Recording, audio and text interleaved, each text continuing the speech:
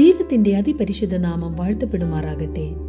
UAE centre Mar Thoma സുവിശേഷ സേവികാ സംഘം നടത്തുന്ന Snehadhwani 2026 post for the cross lent മെഡിറ്റേഷനിൽ ഭാഗമാകുവാനിടയാക്കിയ ദൈവത്തിന് സ്തോത്രം ചെയ്യുന്നു.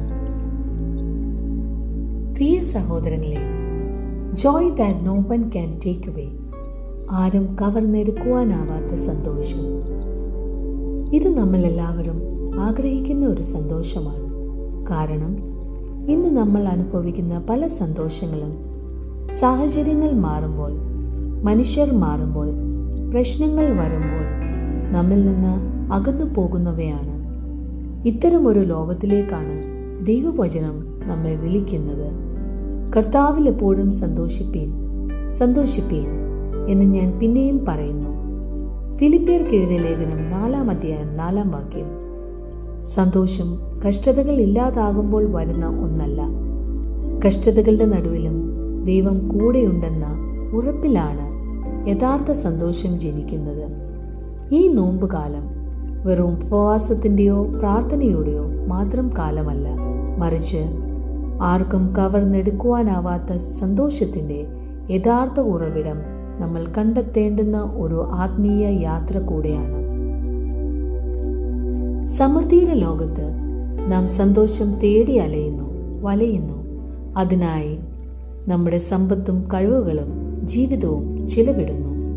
എന്നാൽ പല കാരണങ്ങളാലും പല ആളുകളാലും ആ സന്തോഷം കെട്ടുപോകുന്നു.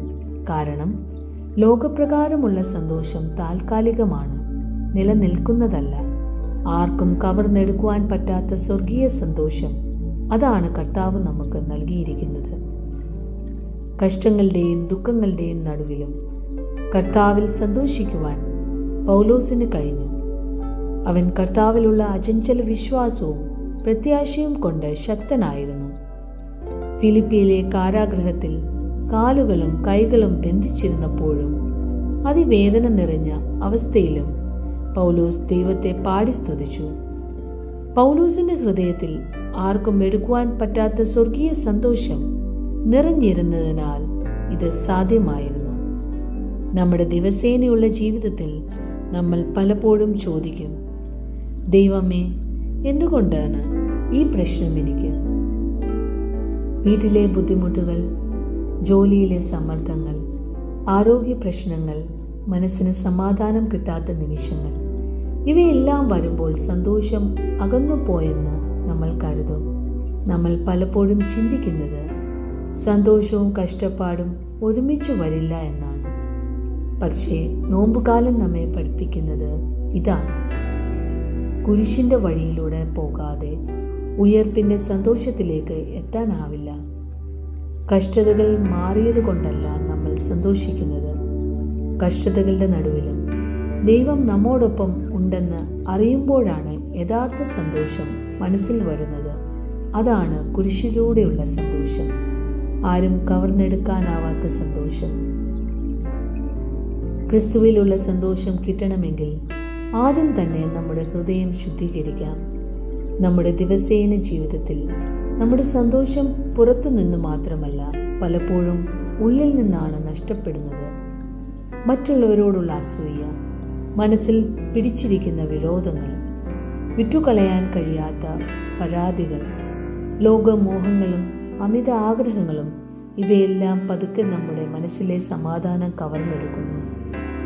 ദിവസേന ഒരേ വീട്ടിൽ ജീവിക്കുമ്പോഴും പരസ്പരം സംസാരിക്കാതെ പോകുന്ന അവസ്ഥ, ജോലിസ്ഥലത്ത് മറ്റുള്ളവരുടെ വിജയങ്ങൾ കാണുമ്പോൾ മനസ്സിൽ അസ്വസ്ഥതയുണ്ടാകുന്നത്, ചെറിയ കാര്യങ്ങൾ പോലും മനസ്സിൽ പിടിച്ചുവെച്ച് നമ്മളെ തന്നെ വേദനിപ്പിക്കുന്നതും, ഇതെല്ലാം നമ്മൾ എല്ലാവരും അനുഭവിക്കുന്നവരാണ്.